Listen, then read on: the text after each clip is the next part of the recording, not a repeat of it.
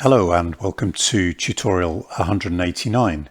In this tutorial we're going to be looking at how you could go about creating a study that finds the most recent bar whose low is greater than the high of the last bar on the chart. So if I just refresh the chart with Control R, so you can see that the most recently finished bar, which is this one here, the most recent bar where the low is greater than that is this bar here. And the program just continues to add those bars going back in time. Now I've used a couple of methods of drawing the bars. One is to use the plot paint bar, which has a few issues associated with it in this context, and also drawing the lines. So let's have a look at the program and then we can talk about those differences. First of all, the inputs. I've got one input for the color and then the other an input for whether we do a paint bar or we draw. It's 0 for plot paint bar and 1 for draw.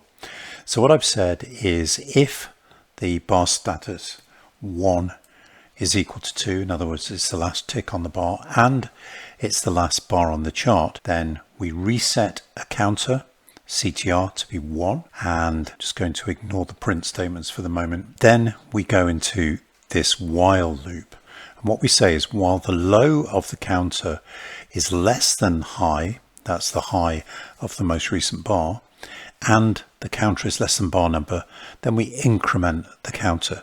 So in this way we keep going back looking at all the bars until a bar is actually greater, or the low of a bar is greater or equal to the high, and then that tells us what the counter is, or the counter is then set at that value, and then we can do the next bit. Now the reason I've done it, the counter must also be less than bar number, is because that's as far back as you can go, and if you go any further than that you'll get some issues with the chart getting into an infinite loop. Now as far as how we indicate the bar, I've said if counter is not equal to bar number, but that is because if in fact there is no bar that satisfies the condition, we'll still break out of this loop and that would give us an incorrect reading. So I've said if counter is not equal to bar number, but if that is the case, then if we do the PB or draw is equal to 0,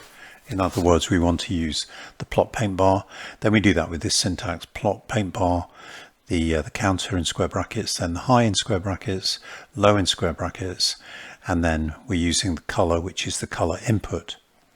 That is one way of doing it. However, if PB or draw is equal to 1, then we use legacy drawing tools, and we're just simply using the TL new.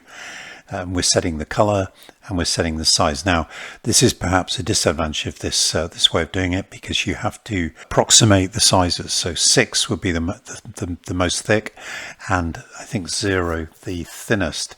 So in the example that I'm demonstrating, I've got them set at 2 and 6, but they're clearly not exactly matching the size of the bar. And then again we've just got some print statements that I used for debugging. Now if we were to watch this chart developing, you'd see there would be a number of other bars selected, and you can see this bar is just forming. Probably means that this bar or this bar is going to be the next one that's highlighted. And what I've done, I've got this set up. Let me just show you the one that's doing the plot paint bar as well. Yeah, you can see it's just formed that bar there.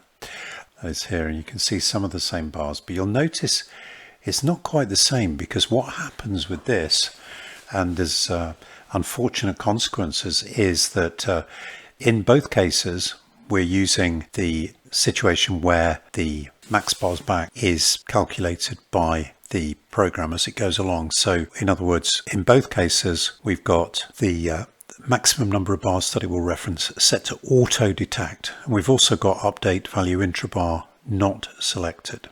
Now what that means for the plot paint bar is that if the bar that we're trying to highlight is earlier than the bar that's the first bar that was plotted, then what will happen is it will force a recalculation, and that will mean that the earlier bars that we found will disappear from the chart. That's one thing. The other thing is that as the MaxBarsBack is increased, that means you've got fewer and fewer bars at the beginning of the chart to do the calculation with.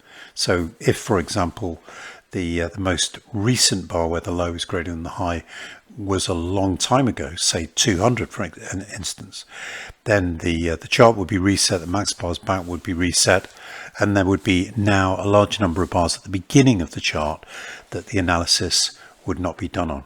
So I think that unless you made allowances, ways of getting around that, that the actually using the drawing tools is actually a better way of doing that in this case, with the one disadvantage that the thickness is an approximation.